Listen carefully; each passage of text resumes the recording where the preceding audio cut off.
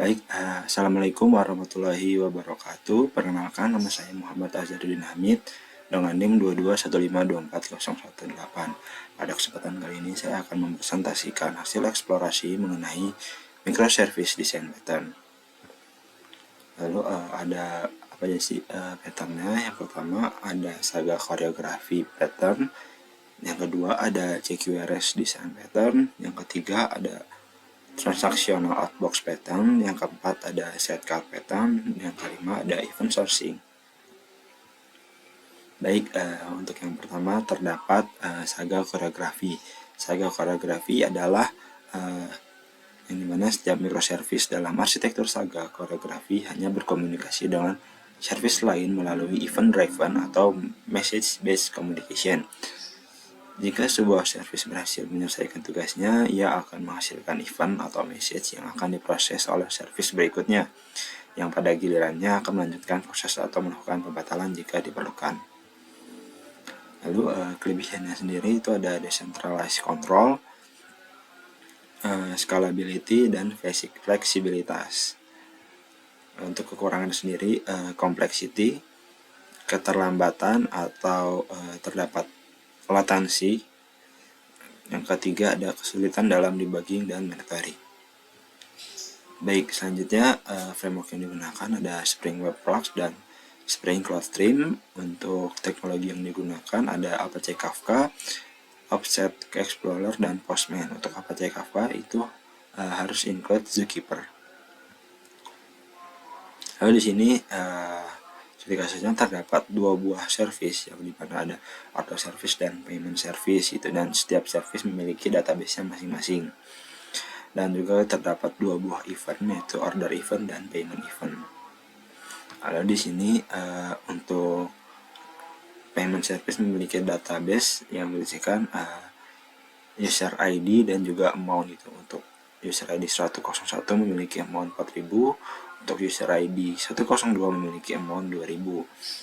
Lalu di sini saya akan membuat sebuah order baru gitu, yang dibuat oleh auto service dengan produce sebuah event pada order event di sini gitu, dengan user ID-nya yaitu 101 dan price-nya itu 3000. Dan di sini untuk amount-nya itu untuk user ID 101 terdapat 4000. Jadi ketika order membuat order ini, maka payment service akan mengkonsum event tersebut dan melihat apakah price yang ada ini memenuhi.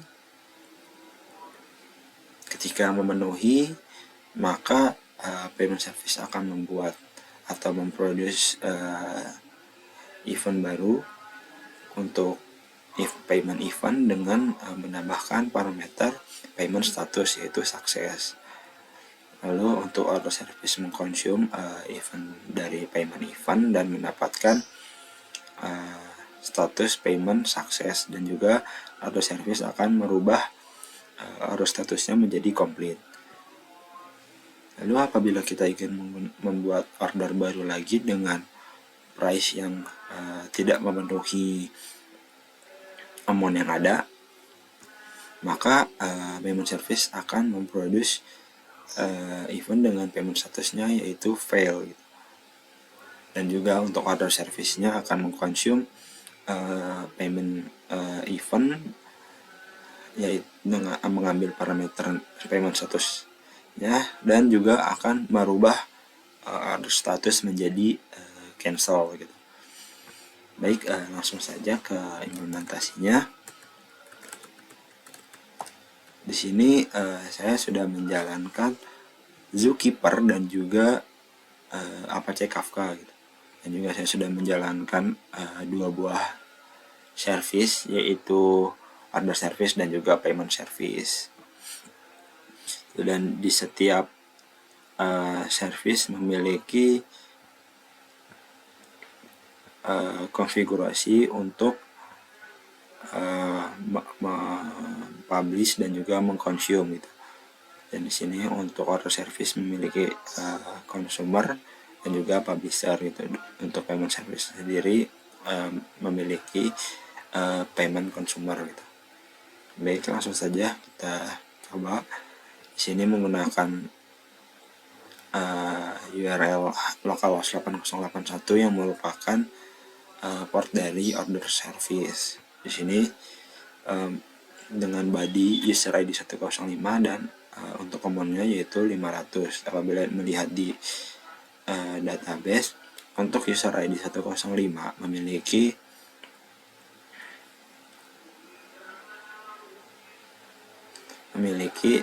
price 999 gitu, memiliki amount 99. Lalu di sini langsung saja kita send.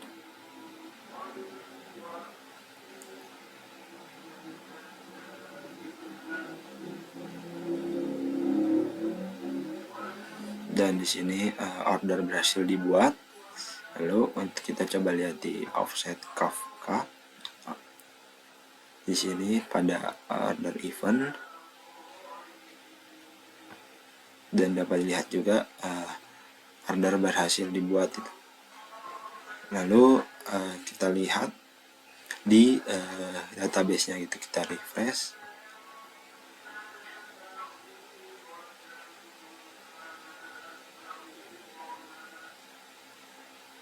Dan di sini price-nya sudah berkurang menjadi 499. Apabila kita lihat di payment event, di sini payment completed gitu. Ketika kita balik lagi ke order event,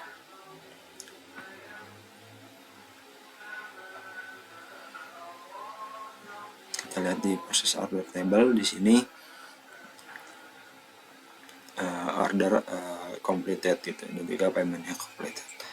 Lalu apabila kita melakukan pembuatan order baru lagi dengan di sini produk ID yang berbeda dengan amountnya 500 gitu. Kita coba send, dan di sini order berhasil dibuat dengan ID-nya 10. Kita kembali ke Offset Explorer. Di sini kita jalankan kembali.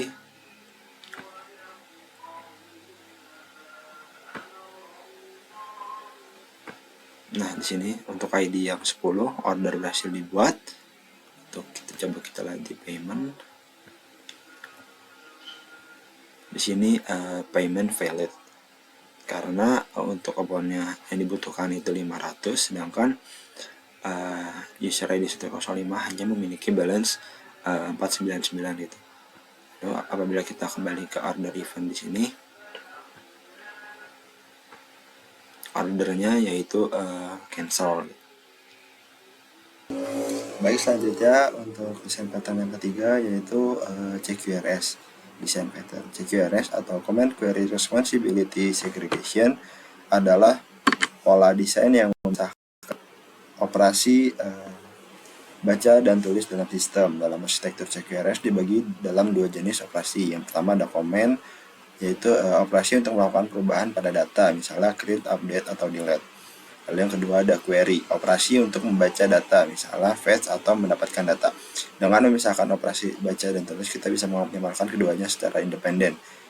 Command sering kali dilakukan dengan satu service atau database yang terpisah, sedangkan query dilakukan pada model data yang lebih teroptimasi untuk membaca, seperti database yang berbeda atau cache. Kelebihan dari CQRS, yang pertama ada scalability, yang kedua ada optimasi untuk baca dan tulis, yang ketiga decoupling, yang keempat real-time data propagation. Kekurangannya dari CQRS sendiri, yang pertama ada kompleksitas, yang kedua ada latensi, yang ketiga data duplication, yang keempat pengelolaan event.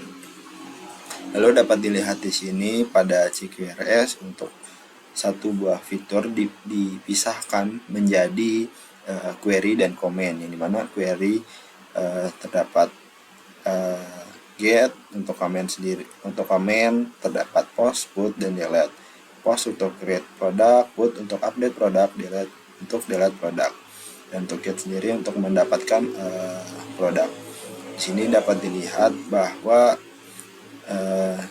menjadi dua buah service, yang pertama produk query dan Yang kedua ada product comment, yang dimana masing-masing memiliki controller, service, repository, dan database-nya tersendiri. Dan di sini untuk database-nya itu terdaftar di cloud, sehingga untuk kedua service ini dapat berkomunikasi pada database yang sama. Lalu selanjutnya langsung ke implementasinya saja. Baik, di sini terdapat dua buah service. Yang pertama product comment service dan yang kedua product query service gitu. Nah, untuk yang pertama yaitu product comment controller, di mana untuk controller ini dia akan post atau input dan juga delete itu. Lalu dia akan berkomunikasi ke service. Nah, dari service pun lanjut ke product query controller gitu. Nah, di sini untuk mendapatkan produk yang ada, langsung saja kita coba. Di sini saya akan menambahkan atau membuat produk baru dengan name electronic device dengan description-nya yaitu Xiaomi dan price-nya itu 3000. Lalu kita send.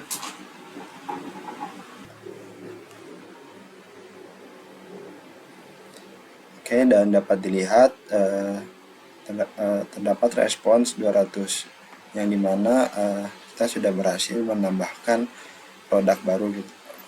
Lalu apabila kita lihat pada Offset Explorer, di sini dapat dilihat bahwa produk yang kita tambahkan tadi berhasil ditambahkan. Dan apabila kita lihat di database-nya pun sudah berhasil ditambahkan gitu, dengan ID 302. Baik, selanjutnya apabila kita ingin melakukan update pada satu buah produk, di sini kita akan menggunakan ID yang tadi, lalu kita send.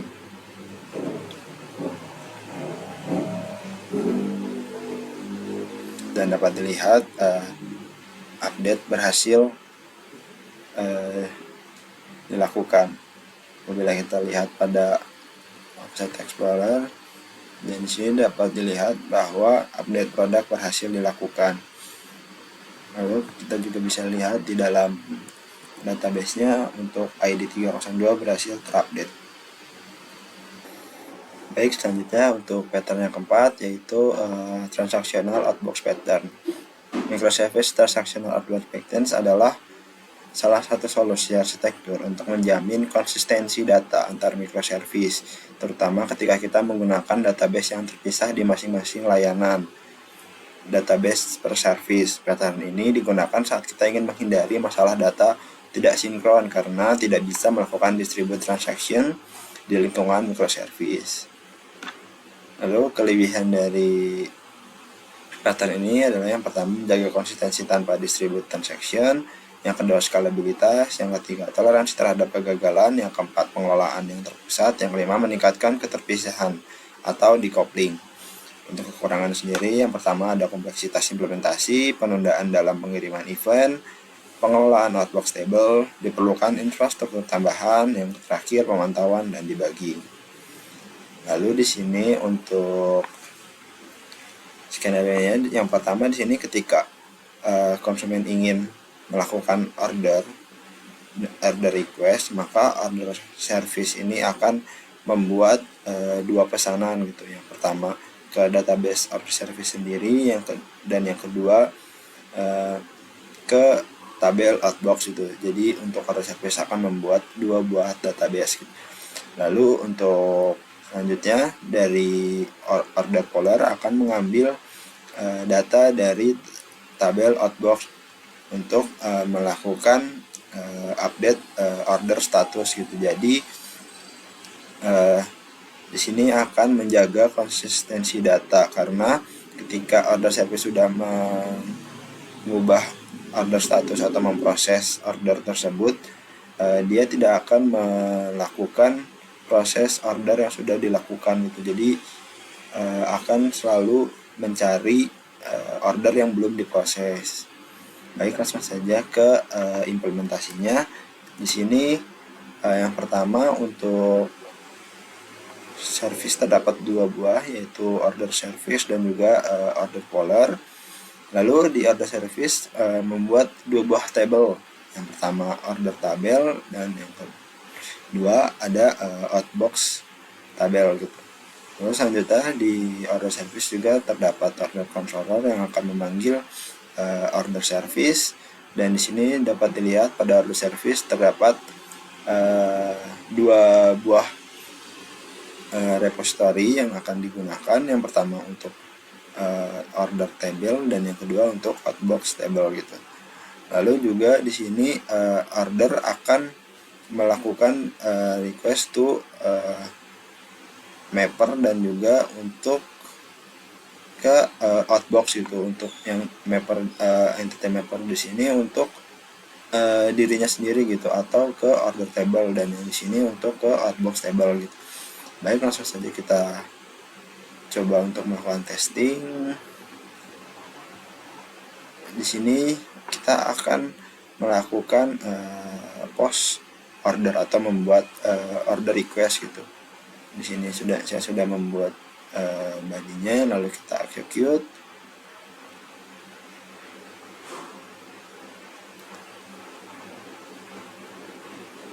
Dan di sini sudah berhasil, maka kita lihat kembali di terminal order caller. Kita tunggu sebentar dan dapat dilihat di sini ketika kita menambahkan order baru, maka proses recordnya terdapat satu buah order yang belum diproses gitu. Lalu dari order caller akan melakukan proses terhadap order tersebut, dan dapat dilihat di sini dengan ID 9 dan customer ID 1, produk type-nya handphone itu, memproses order tersebut. Lalu kita tunggu kembali.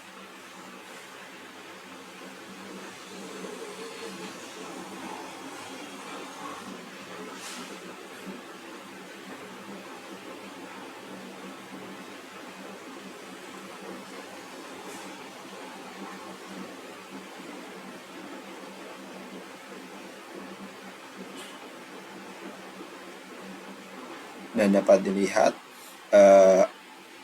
order yang belum diproses menjadi 0 karena proses order yang sebelumnya kita tambahkan sudah berhasil diproses.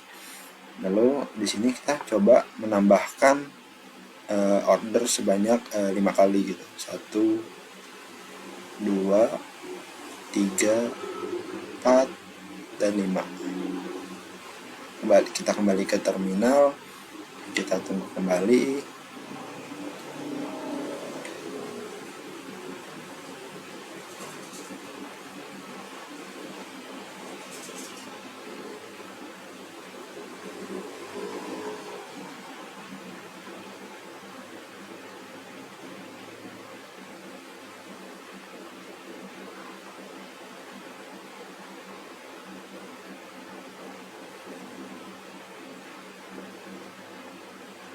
Dan dapat dilihat di sini order yang kita tambahkan tadi belum diproses itu, terdapat 5 buah order.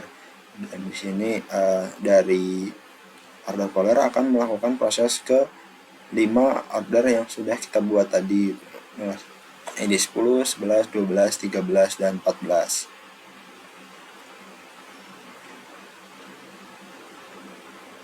Lalu kita tunggu kembali hingga order caller berhasil memproses.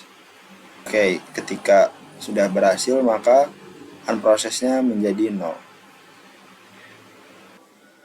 Baik, selanjutnya ke topik yang kelima, yaitu microservice sidecar pattern.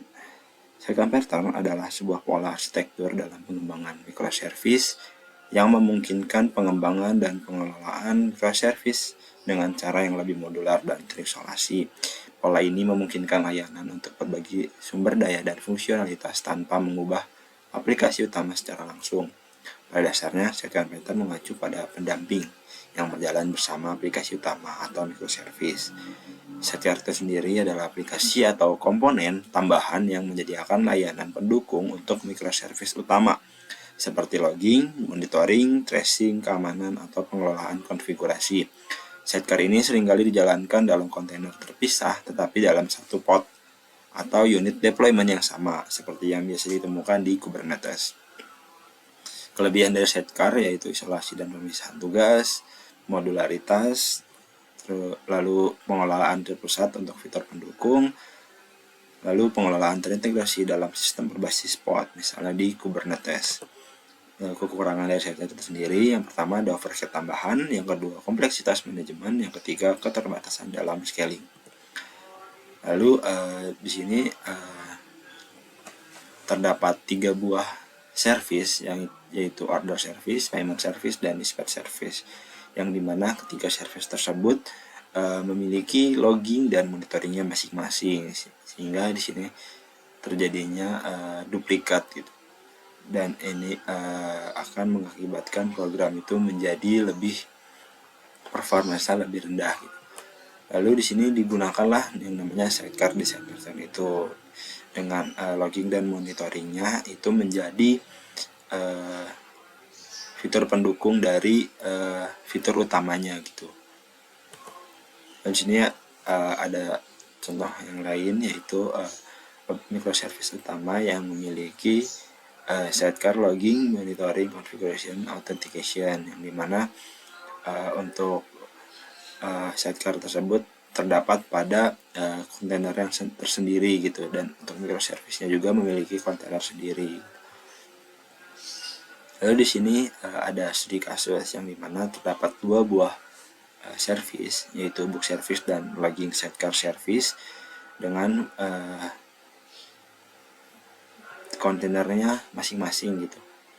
Akan tetapi kedua buah service ini terdapat pada satu pod yang sama pada Kubernetes. Baik, langsung saja pada implementasinya.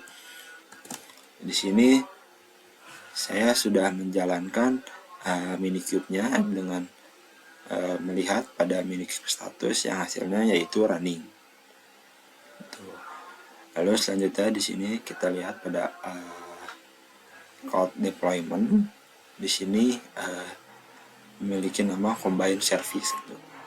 Lalu pada combined service itu sendiri terdapat pada pod combined service itu sendiri terdapat 2 buah kontainer.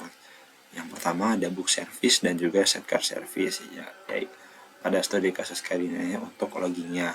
Lalu juga jangan lupa membuat volume yang dimana ini untuk berkomunikasi antara kontainer book service dan sidecar service untuk mengambil lognya gitu.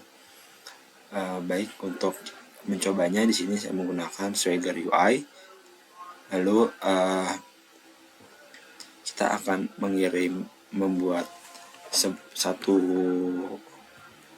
book dengan nama Dilan. Lalu langsung kita execute.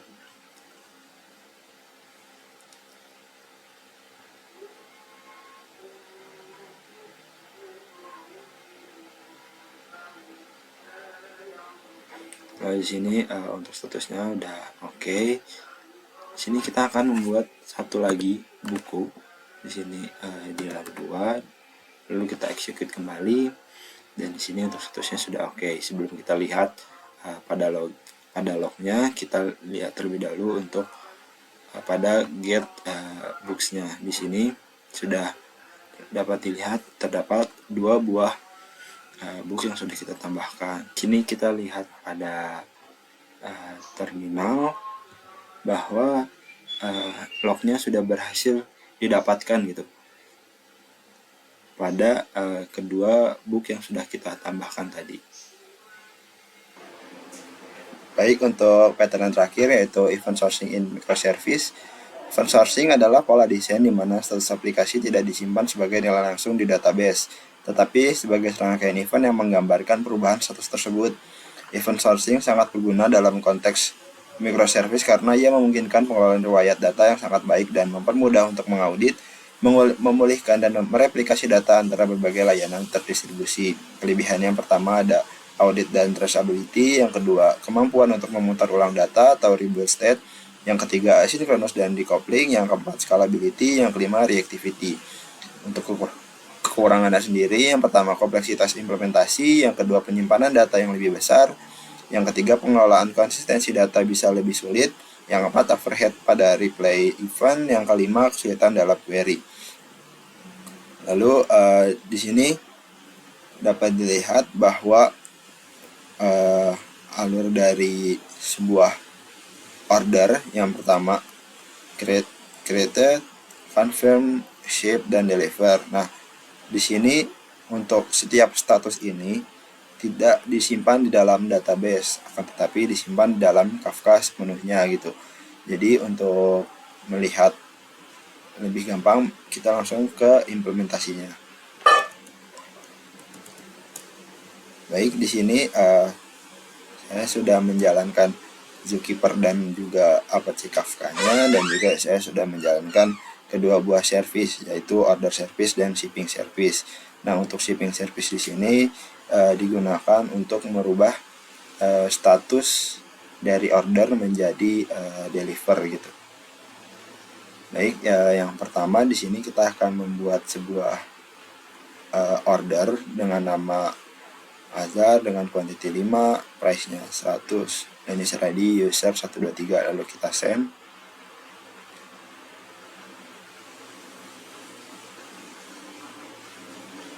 Dan dapat dilihat di sini terdapat status created, yang dimana order berhasil dibuat. Lalu kita coba lihat di dalam database, dan dapat dilihat sudah tersimpan ke dalam database di MongoDB. Baik, selanjutnya di sini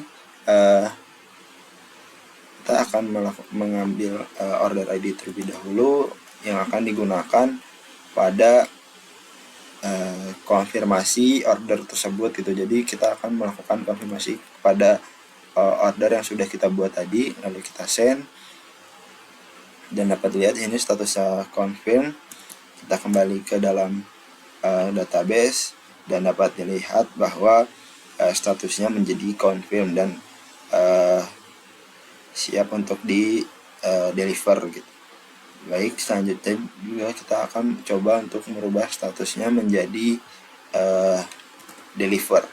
Kita send di sini 9292, yaitu port pada shipping service gitu. Lalu di sini dapat dilihat order deliver successfully, dan kita lihat kembali ke dalam database, dan dapat dilihat order berhasil di deliver.